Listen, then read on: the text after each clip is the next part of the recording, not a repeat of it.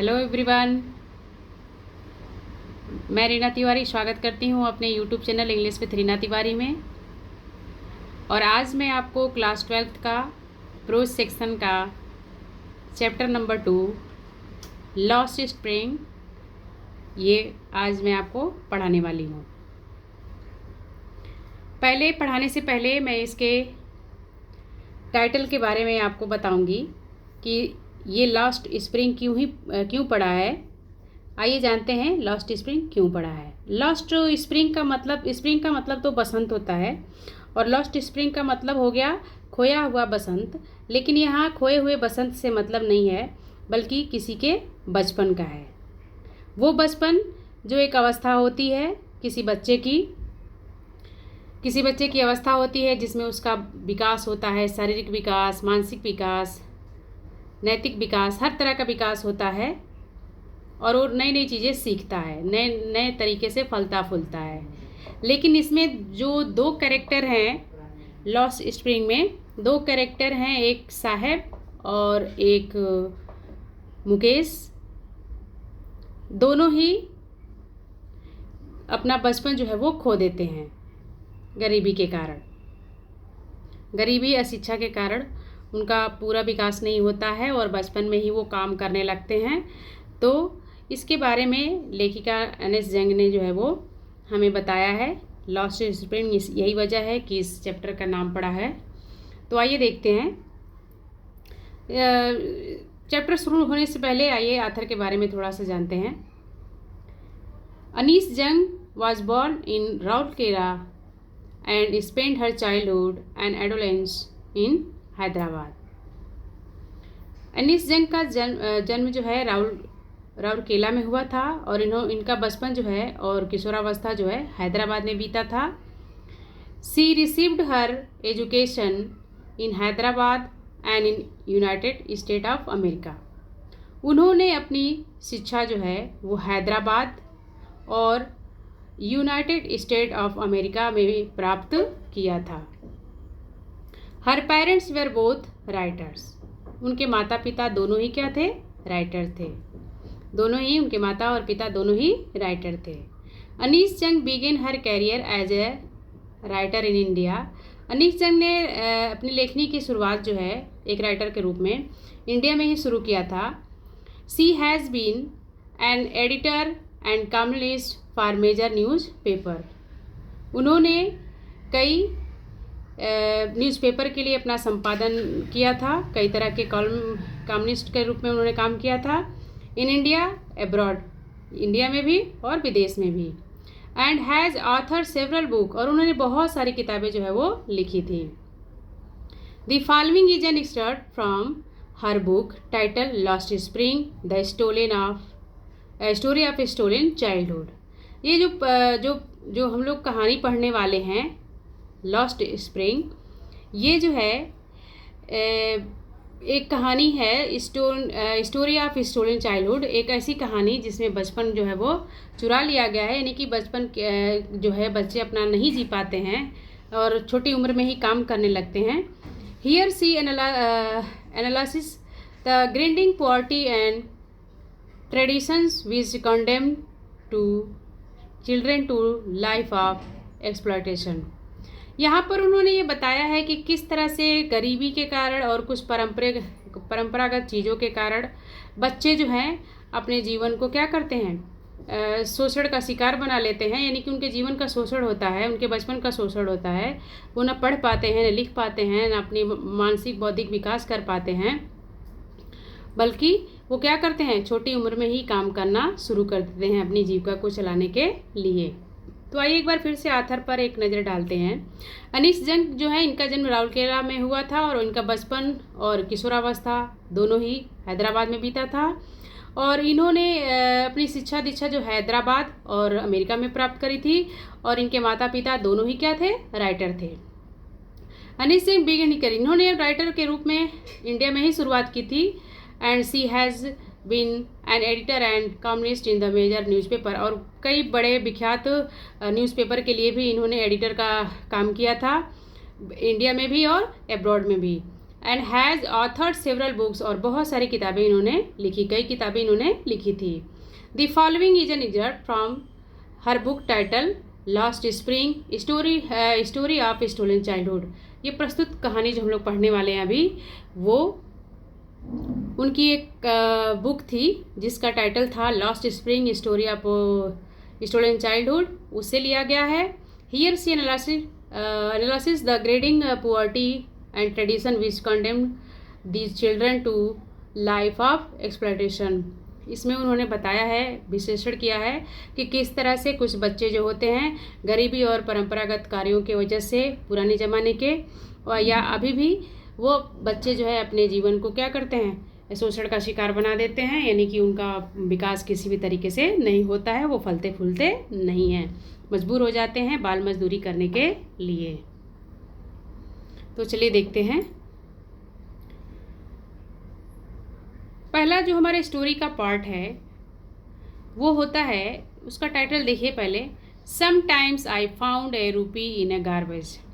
ये जो हमारी लाइन है वो कहानी के बीचों बीच से है, ली गई है, इसको टाइटल के रूप में बना दिया गया है। ये जो साहिब आलम है उसकी लाइन है ये। आइए देखते हैं उसके द्वारा कही गई है। आइए पूरा डिटेल में पढ़ते हैं। इसमें राइटर का मुलाकात जो है, अनीस जैन का मुलाकात एक बार साहिब आलम से होता है।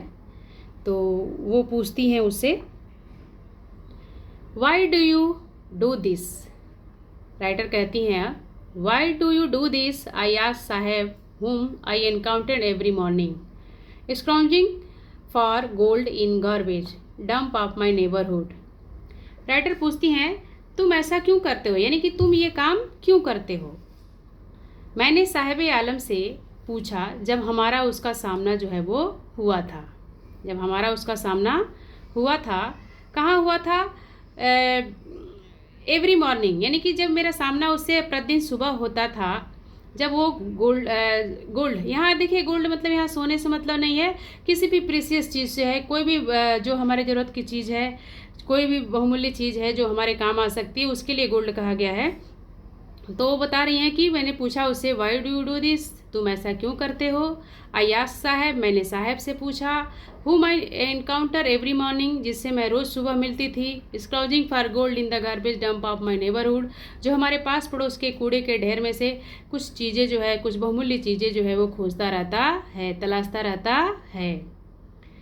Sahib left his home long ago. यहाँ पर अनीस जंग बता रही हैं साहिब के बारे में कि कैसे वो यहाँ पर आया है कूड़े बनने के कगार पे। तो आइए देखते हैं कैसे उसकी हालत है। Sahib left this home his home for Sahib left his home long ago. Sahib ने अपना घर बहुत समय पहले ही छोड़ दिया था। Set amidst the green field of Dhaka, जहाँ जो उसका घर था वो ढाका के हरे भरे प्रदेशों में था, हरे भरे जगहों पे था। His home is not even the at distance memory, लेकिन अभी भी उसके घर की जो यादें हैं दूर दूर तक उसके पास नहीं है। There were many storm that swept away their field and home. जब वो लोग ढाका में थे उस समय बहुत बड़ी तूफ़ान आई थी, कई बार तूफ़ान आए थे, जिसकी वजह से उनके घर और खेत वगैरह सारे क्या हो गए, तबाह हो गए। हिज मदर टेल हिम, जैसा कि उसकी माँ बताती हैं, यानी कि साहिब जो है वो इंडिया का नहीं है, वो ढाका से आया हुआ है, बांग्लादेश के, लेकिन यहाँ पर वो रहकर जो है अपना जीविका यापन करता है। ऐसा उसकी माँ बताती है कि एक बार जो है वो स्टॉर्म आए थे, तूफ़ान आए थे, जिससे उसके घर वगैरह सब जो है वो तबाह हो गए थे। That is why they left looking for gold in the big city where he now lives. और राइटर कहती हैं कि यही कारण है, दैट इज़ वाई, यही कारण है कि वे लोग जो है गोल्ड की तलाश करते हैं, यानी कि अपने लिए कुछ अच्छी चीज़ों की तलाश करते हैं जहाँ पर वो इस समय रहते हैं, बड़े शहरों में, बिग सिटीज यानी कि बड़े शहरों में। तो इस पैराग्राफ में यही बताया गया था कि राइटर अनीस जंग बता रही हैं कि उनकी मुलाकात हर सुबह जो है वो साहिब आलम से होता है। वो भी कब होता है, जब वो सुबह सुबह आकर जो है कूड़े के ढेर में से कुछ चीज़ें, बहुमूल्य चीज़ें जो है वो प्राप्त करने की कोशिश करता है, उसे सर्च करता है, खोजता है। और बताती हैं कि साहिब आलम का घर जो है वो बहुत पहले छूट गया था और उसका घर जो है बहुत ही अच्छे जगह पर था, हरे भरे प्रदेशों में था, ढाका में, बांग्लादेश में। और लेकिन जब तूफ़ान भारी आया तो उसका घर तबाह हो गया, सब कुछ बिखर गया उसका। और वो अपने उसकी माँ ने ऐसा बताया है इसके बारे में कि ऐसा ऐसी घटना हुई थी। That is why they left looking for the gold. यही कारण था कि वो लोग जगह जगह शहरों में जाकर इकट्ठा होकर गोल्ड की तलाश करते थे, यानी कि अपने बहुमूल्य चीज़ों के लिए, अपने रोजी रोटी के लिए तलाश करते थे जहाँ पर वो रहते थे। ही नाउ लिव्स, जहाँ पर वो रहता था। तो उसे जब राइटर ने पूछा था कि वाई डू दिस, तुम ऐसा क्यों करते हो, तो उसने देखिए क्या कहा, I have nothing else to do, he mutter मतलब उसने धीरे से बोला कि मेरे पास करने के लिए कुछ और नहीं है, मेरे पास करने के लिए कुछ और नहीं है। लुकिंग अवे, दूसरे तरफ देखते हुए, राइटर की तरफ नहीं देखता है बल्कि दूसरे तरफ देखता है, बोलता है मेरे पास करने के लिए कुछ नहीं है। Go to school I say ग्लिबली, writer कहती हैं go to school I say glibly, realising immediately how hollow is the advice must sound. Writer कहती है मैंने उसे कहा स्कूल जाया करो, स्कूल जाया करो। फिर मुझे तुरंत एहसास हुआ कि ये कैसे खोखली सलाह जो है मैंने इसको दिया है, यानी कि स्कूल जाने की बात जो है वो कही है। तो आइए देखिए एक बार फिर से, I have nothing else to do, he mutter, Saheb आलम ने बोला मेरे पास करने के लिए कुछ और नहीं है। और वो लेखिका की तरफ नहीं देखता है बल्कि लुकिंग अवे, यानी कि दूसरी तरफ देखता है, कहीं और देखता है। Go to school I say ग्लिबली, लेखिका कहती हैं कि मैंने उससे बोला कि स्कूल जाया करो, realising immediately how hollow the advice must sound, कि अच्छा एक ऐसा खोखला सलाह मैंने उसको जो है वो दिया है। चलिए नेक्स्ट लाइन देखते हैं।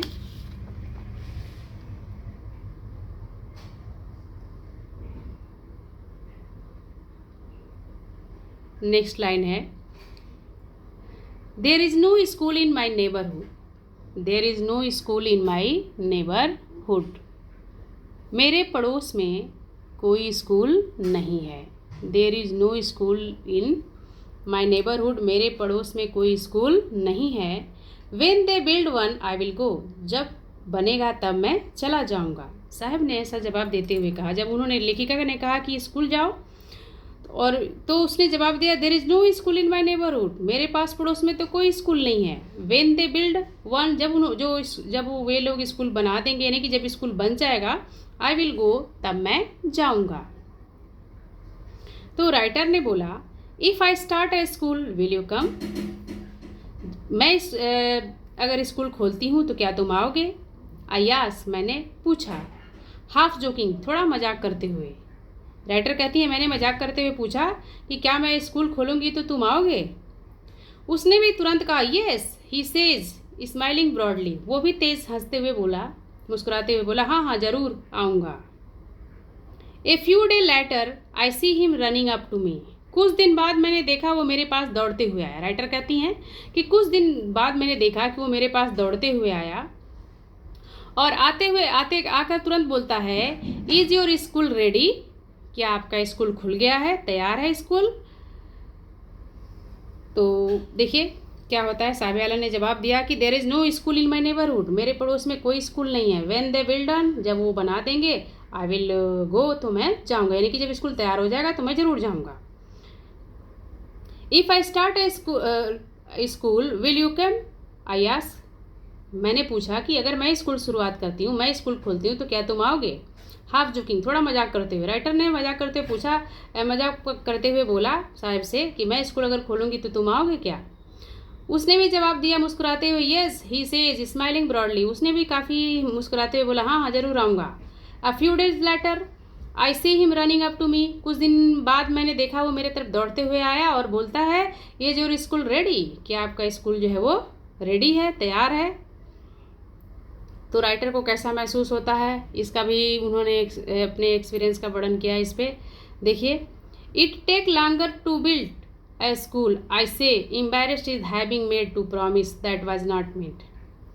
राइटर ने कहा, उसके जवाब देते हुए राइटर ने कहा साहिब आलम से, take longer to build a school. एक स्कूल बनाने में बहुत टाइम लगता है, एक स्कूल बनाने में बहुत टाइम लगता है। और राइटर कहती हैं कि एम्बैरेस्ड, मैं थोड़ा शर्मिंदगी महसूस कर रही थी। क्यों? Made a promise that was not meant, मैंने ऐसा वादा किया था जिसका कोई मतलब नहीं था। But promises like mine abound in the every corner of the bleak world. लेकिन लेखिका कहती है कि जैसा वादा मैंने खोखला किया था, मेरे ही जैसे कई खोखले वादे इससे ये पूरी दुनिया जो है कोना कोना जो है वो भरा हुआ है। ठीक है, तो राइटर देखिए कैसे जवाब देती हैं। कहती हैं कि take longer to build a school, एक स्कूल बनाने में टाइम लगता है। Embarrassed having made promises that was not mean, और मैं शर्मिंदगी महसूस कर रही थी क्योंकि मैंने ऐसा वादा किया था जिसका कोई मतलब नहीं था। But promises like mine abound in the every corner of this bleak world. कहती हैं कि लेकिन मेरे जैसे जो वादे हैं खोखले, दुनिया ऐसी वादों से भरी पड़ी, यानी कि जगह जगह लोग खोखले वादे करते हैं जो कि पूरा नहीं होता है।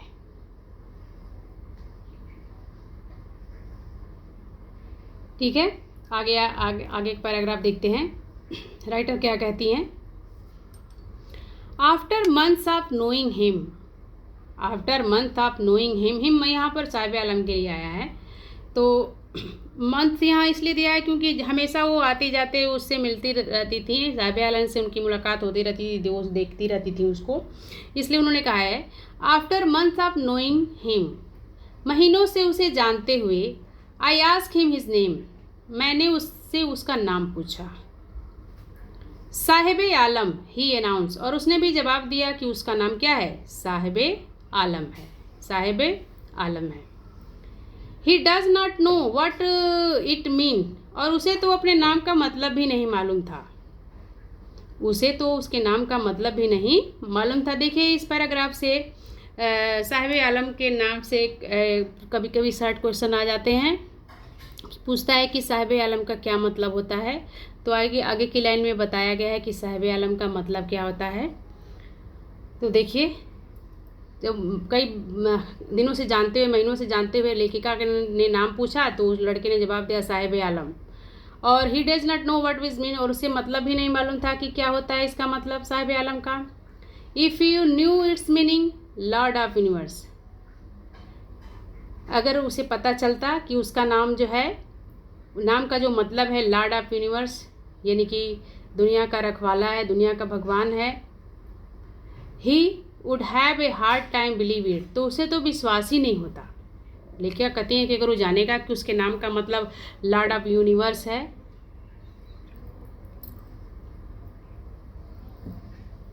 लॉर्ड ऑफ यूनिवर्स है, तो उसको मालूम ही नहीं पड़ता, विश्वास ही नहीं होता कि उसके नाम का मतलब ये भी हो सकता है। Unaware of what his name represent, अपने नाम का जो मतलब है उससे अनजान होकर, क्योंकि उसे नाम का मतलब मालूम ही नहीं है। He roam the streets with his friend and army of barefoot who appear like the morning bird and disappear at noon. लेखिका कहती है कि अपने नाम से अनजान वो लड़का घूमता रहता है गली गली में अपने दोस्तों के साथ, एक ऐसी दोस्ती, एक ऐसे बच्चे जो नंगे पांव रहते हैं, who appear like a morning bird, जो सुबह की, जैसे सुबह चिड़ियाएँ आती हैं चहचहाती हैं, वैसे ही सुबह की चिड़ियाओं की तरह आते हैं, डिसअपीयर एट नून, और दोपहर तक गायब हो जाते हैं।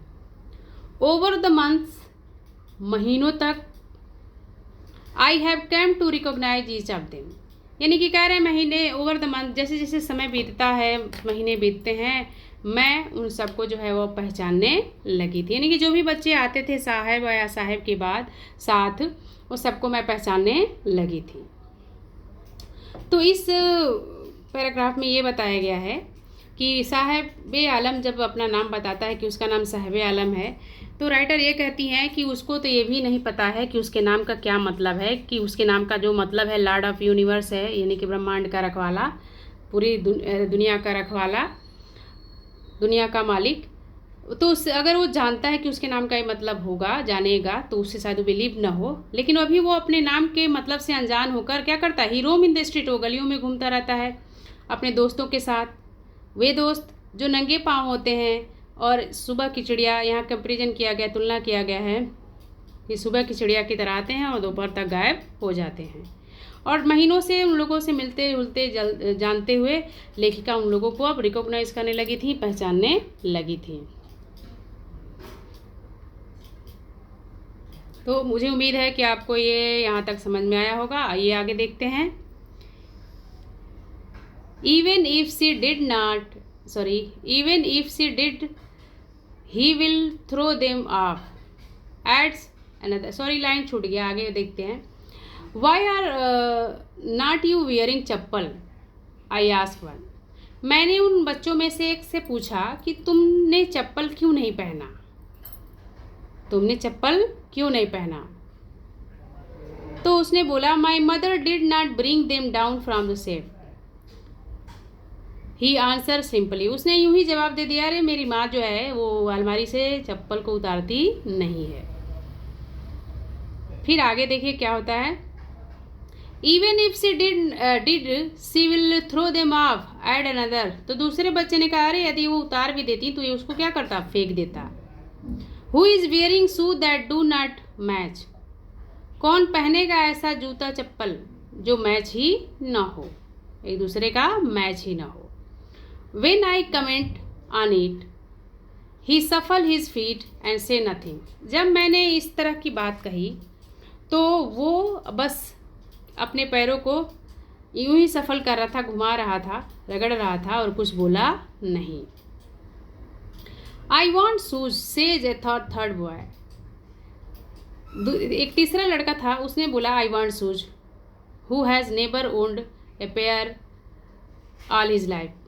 उसमें से एक तीसरा बच्चा था जो बार बार कहता था आई वांट शूज़, मैं शूज़ चाहता हूँ, मुझे जूता चाहिए। और उसने तो अपने पूरी लाइफ में कभी एक जोड़ी जूते जो है वो पहनी नहीं थी। Travelling across the country I have seen children walking barefoot.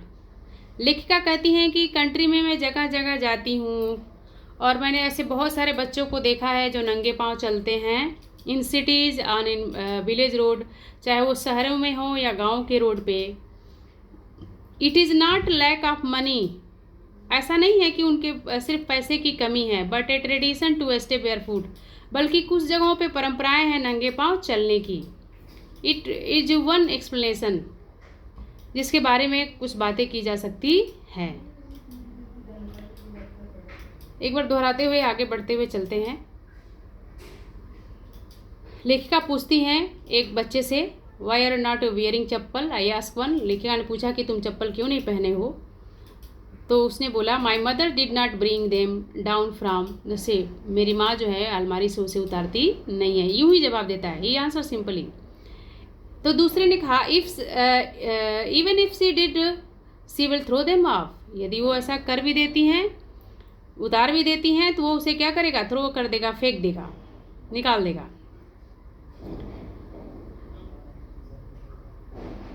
और आगे बोलता है ऐड करते हुए, who is wearing shoes that do not match, कौन पहनेगा वो जूता चप्पल जो मैच का ही ना हो। When I comment on it ही सफल, जब मैंने इस पर बात की, टिप्पणी की, तो वो बस अपने पैरों को ज़मीन पर रगड़ रहा था और कुछ बोला नहीं, बस यूँ ही घुमा रहा था। आई वॉन्ट शूज से द थर्ड बॉय, तीसरे बच्चे ने कहा मुझे शूज़ चाहिए। Who has never own a pair all his life, जिसने अपने पूरे लाइफ में कभी एक जोड़ी जूते चप्पल जो है वो नहीं पहना था। Travelling across the country I have seen children on walking barefoot, कह रही हैं लेखिका कि देश विदेश में यात्राएं करने पर मैंने ऐसे बहुत सारे बच्चों को बेयरफुट चलते हुए देखा, नंगे पांव चलते हुए देखा। इन सिटीज़, शहरों में, गाँव में, गाँव के रोड पे। It is not lack of money, ऐसा नहीं है कि ये पैसे के अभाव के कारण ही है, but a tradition to stay barefoot, लेकिन कहीं कहीं परंपराएं भी हैं नंगे पांव रहने की, चलने की। इज वन ऑफ एक्सप्लेनेशन, जिसके बारे में बात कही जा सकती है। आई वॉन्डर, कहती हैं कि I wonder if this is only an excuse to explain with the perpetual state of poverty. सिर्फ ये गरीबी के बारे में कह रही हैं कि सिर्फ गरीबी की धारणा के बारे में ही नहीं बात की जा सकती है कि गरीब लोग हैं वही चप्पल जूता नहीं पहन सकते, बल्कि कई जगह ट्रेडिशन भी हैं जिसके कारण लोग नंगे पांव चलते हैं और अपनी परंपरा को निभाते हैं। आगे के पैराग्राफ में देखते हैं क्या कहती हैं लेखिका अनीस जंग। कहती हैं,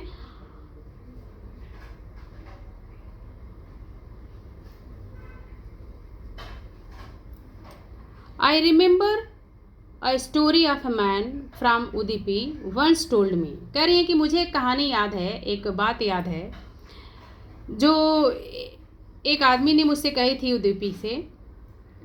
As a young boy he would go to school past an old temple। कि जब वो एज ए यंग बॉय, जब वो एक छोटा बच्चा था तो वो स्कूल जाया करता था जो मंदिर की तरफ था। Where his father was a priest, जहाँ पर उसके पिता जो थे वो पुजारी थे। He would stop briefly at the temple, वो मंदिर के पास थोड़े देर के लिए रुकता था। And pray for pair of shoes, और एक जोड़ी जूते के लिए प्रार्थना करता था। 30 years later I visited his town and the temple। 30 years later कह रहा है कि 30 वर्ष बाद I visited his town, 30 वर्ष बाद I visited his town and the temple। 30 वर्ष बाद मैं वहाँ पर गए एंड उस मंदिर की तरफ देखा। Which was now drawn in the air of were red and white plastic chair। Sorry, line छूट गया। 30 years later I visited the town and the temple which was now drawn in an air of desolation। कह रहे कि 30 वर्ष बाद वहाँ जाते हैं जब उस मंदिर की हालत अब बहुत ही ख़राब हो गई है, पुराना मंदिर हो गया है। In the backyard where lived a new priest. Backyard में वहाँ पर एक बहुत ही जो है वो पूरा पुजारी नहीं है, अब दूसरा कोई पुजारी है, न्यू प्रीस्ट है। There were red and whole plastic chair, वहाँ पर एक लाल और सफ़ेद रंग की प्लास्टिक चेयर है।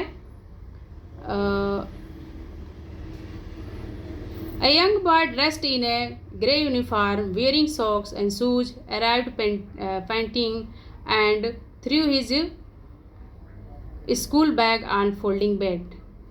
और जहाँ वहीं पर एक यंग बॉय आता है, एक छोटा सा बच्चा आता है जो ग्रे कलर के यूनिफॉर्म में रहता है, स्कूल ड्रेस में रहता है, और उसने जो है जूते मोजे भी पहने रखे हैं। एंड अराइव्ड पैंटिंग, बहुत तेज़ी से आता है और अपना स्कूल बैग जो है एक फोल्डिंग बेड पर क्या है फेंकता है। Looking at the boy I remember the prayer another boy he made to the goddess. उस बच्चे को देखकर मुझे वो बच्चे की प्रार्थना जो है वो याद आ गई। When he had finally got a pair of shoes, कि जब उसने एक जोड़ी जूते जो है वो प्राप्त कर ली। Let me never lose them, let me never lose them, मैं उसे कभी खोऊंगा नहीं। The goddess had granted his prayer, देवी ने उसकी प्रार्थना जो है वो सुन ली।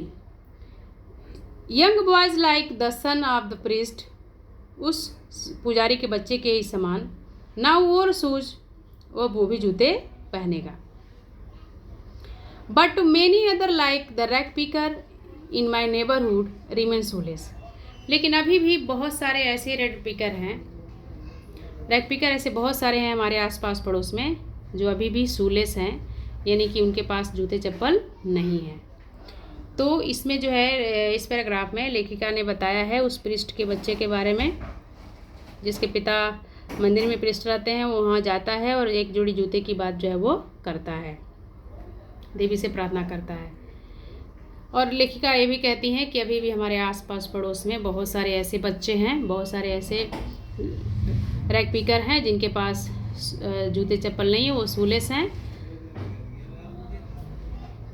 आगे की पैराग्राफ देखते हैं, आगे वो क्या कहना चाहती हैं। My acquaintance with the barefoot rag picker lead to me Seemapuri, a place on the periphery of Delhi, 8 miles away from it, metaphorically। कह रही कि my acquaintance with the barefoot rag pickers lead me to Seemapuri. कह रही कि मेरा जो उन बच्चों से जो रैक पिकर थे उनसे जो मेरा मेल मिलाप था, जो पहचान बन गई थी, अब मैं सीमापुरी के बारे में जानने लगी थी। मेरी पहचान सीमापुरी तक पहुंच गई थी। अब सीमापुरी के बारे में मैंने जानने की कोशिश की। ए place on periphery of Delhi, एक ऐसा एरिया, ऐसा जगह जो दिल्ली के आसपास था। 8 माइल अवे फ्रॉम इट, फिर भी थोड़ी दूर था। Those who live here are squatter who came from Bangladesh back in 1971। Those who live here, जो भी इस सीमापुरी में रहते थे दिल्ली के पास, वो बांग्लादेश से आए हुए थे। वो बांग्लादेश से आए हुए थे 1971 में। Saheb's family is among them, और साहब का परिवार भी उन्हीं में से एक था। Seemapuri was then a wilderness, Seemapuri उस समय काफ़ी वाइल्डरनेस था, काफ़ी निर्जन था, उतने विकास नहीं हुए थे, काफ़ी पिछड़ापन था वहाँ पे। It still it but is no longer empty two structure of mud with running water live 10,000 rag pickers. कह रहे हैं लेखिका यहाँ सीमापुरी का वर्णन कर रही हैं, वहाँ की स्थिति कैसी है बता रही हैं कि सीमापुरी उस समय काफ़ी खाली था, बट अब उतना खाली नहीं है। इस structure of muds with the roof of tin and tarpaulin, devoted savage drains and running water live 10,000 rag pickers. यानी कि अब यहाँ पर तरह तरह के वहाँ की स्थिति के वर्णन करते हुए बता रही हैं कि कितनी वहाँ की स्थिति खराब है, कि वहाँ पर चारों तरफ कचड़े दिखाई देते हैं, मिट्टी दिखाई देती है, और कहीं कहीं टीन से बनी छप्पर दिखाई देती है, और तमाम तरह के नाले बहते रहते हैं, और वहाँ पर 10,000 की संख्या में जो है रैक पिकर्स रहते हैं वहाँ पे। They have lived here for more than 30 years, और वो कब से रहते हैं? कम से कम 30 वर्षों से रहते हैं। विदाउट एन आइडेंटिटी, बिना किसी पहचान के। विदाउट परमिट, बिना किसी आज्ञा के। बट विद राशन कार्ड, लेकिन उनके पास एक राशन कार्ड है, that get their name on voters, जिससे कि वो वोटर लिस्ट में उनका नाम आ जाता है। And enable them two by grain, जिससे वो कुछ अनाज वगैरह जो है वो खरीद सकते हैं। Food is more important for survival than identity. लेखिका कहती हैं कि उनके लिए पहचान जरूरी नहीं था, बल्कि फूड जरूरी था जीने के लिए। If at the end of the day we can feed our family and go to bed without an aching stomach, we would rather leave her than the field of there gave us no grain। देखिए किसी ने कहा उसमें से, if at the end of the day, यदि दिन के अंत में यानी कि शाम तक, रात में, we can feed our families, हम अगर अपने परिवार को भरण पोषण कर दें, खिला दें, and go to bed without aching stomach, और बिना पेट दर्द के ही बिस्तर पे जाएं सोने के लिए, यानी कि बिना किसी परेशानी के बिस्तर पे जाएं। We would rather live here than the field of that gave us no grain, तो हमें यहाँ रहना पसंद है, भले ही हमें कुछ न मिले। Said the group of women in tattered sari, उन औरतों में से एक औरत ने कहा जो काफ़ी भद्दी साड़ी पहनी हुई थी, जिसकी साड़ी की स्थिति भी खराब थी, पुरानी थी। When I asked them why they left their beautiful land of green field and river, और कब उसने ऐसा बोला, जब लेखिका ने उससे जवाब क्वेश्चन किया कि आपने अपने इस हरे भरे प्रदेश को, देश को, ढाका को छोड़कर क्यों यहाँ आ गए, तो उसने बोला कि जहाँ पर हमें खाने पीने के लिए चीज़ें मिल रही हैं इसलिए हम वहाँ पर आ गए, भले ही वो खेत हम और वो घर हमारा ना रहा तो। Children grow up in them, बच्चों का भरण पोषण भी उसी माहौल में होता है। बिकमिंग पार्टनर्स ऑफ सर्वाइवल, वो भी अपने सर्वाइवल का हिस्सा बन जाते हैं। And survival in Seemapuri means rag picking, और सीमापुरी में सर्वाइवल करने का मतलब ये है कि आपको रैग पिकिंग करनी पड़ेगी, यानी कि रैग पिकर्स वहाँ रहते हैं तो आपको क्या करना पड़ेगा, रैग पिकिंग करनी पड़ेगी। थ्रू द ईयर्स, बरसों से, it has acquired the proportion of fine art, बरसों से ये उनकी काम का, अपने कला का हिस्सा था। Garbage to them is gold. उनके लिए जो गार्बेज था वो गोल्ड के समान था, यानी कि गार्बेज उनके लिए सबसे बहुमूल्य चीज़ थी, क्योंकि उस गार्बेज से उनको कभी कभी अच्छी चीज़ें भी मिल जाती थी, जो चाहते थे वो मिल जाती थी, जिससे उनका भरण पोषण जो है वो होता था। इसलिए उनके लिए गार्बेज क्या है, पूछा जाता है क्वेश्चन यहाँ शॉर्ट कि उन बच्चों के लिए, रैग पिकर्स के लिए गार्बेज का क्या महत्व है, तो आप आंसर कर सकते हैं garbage to them is gold. It is their daily bread, यही उनका रोज़ का डेली ब्रेड है। And roof cover their lead, इसी की वजह से उनके छत पर साया भी है, उनके सर पे छत भी है। And even it is leaking roof, भले ही वो छत चूता ही हो, क्यों नहीं उस लीकेज हो उसमें, but for a child it is even more, लेकिन एक बच्चे के लिए बहुत होता है। तो लेखिका बता रही हैं, आइए पूरे पैराग्राफ को एक बार और हिंदी में देख लेते हैं। लेखिका बताती हैं कि उन बच्चों से मेरा परिचय हो गया था जो सीमापुरी के थे, और मैं भी सीमापुरी के बारे में जानने लगी थी। और बताती हैं वहाँ की स्थिति कि यहाँ पर सब बांग्लादेश से जो है लोग आए हुए थे 1971 में, और साहिब आलम उन्हीं परिवारों में से एक था। और सीमापुरी जो एकांत एरिया था दिल्ली से कुछ दूरी पे, अब वो एकांत तो नहीं है, अब तमाम तरह की लोग वहाँ पर बस गए हैं, कम से कम 10,000 रैग पिकर्स हैं। और वहाँ की स्थिति के बारे में बताते हुए बोलती हैं कि तमाम तरह की नालियाँ बहती हैं, पानियाँ निकलती हैं, ड्रेनेज होते हैं। और उसके बाद वो बताती हैं कि उनके पास कोई पहचान नहीं होता है, लेकिन फिर भी उन्हें एक राशन कार्ड मिलता है, जिससे कि वोटर आईडी में वो वोटिंग कर सकते हैं। और उनके लिए फूड जो है इम्पोर्टेंट है, ना कि आइडेंटिटी की ज़रूरत होती है। और बताती हैं कि उसमें उन महिलाओं में से जो इकट्ठा होती हैं उनकी फैमिली की, उनमें से एक बोलती है कि हमारे लिए पहचान ज़रूरी नहीं है, बल्कि रोटी ज़रूरी है।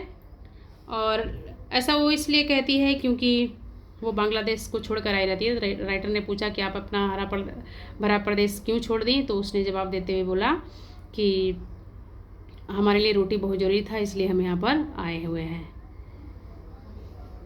तो इसमें आगे राइटर बताती हैं कि चिल्ड्रन ग्रो अप देम, बच्चे जो है वैसे ही माहौल में ही विकसित होते हैं वहाँ पर। And survival means Seemapuri rag picking, और अगर सीमापुरी में रहना है तो रैग पिकिंग जो है वो करना ही पड़ेगा।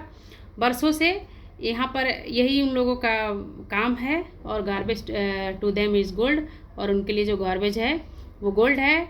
It is for their daily bread, इसी से उनका रोज़ का रोटी चलता है।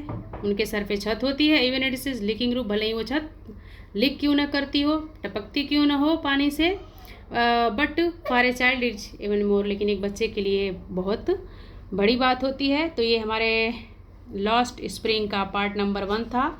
इसके बाद आगे का पैराग्राफ पार्ट नंबर 2 में पढ़ाएंगे। वीडियो को लाइक और सब्सक्राइब कीजिएगा। Thank you.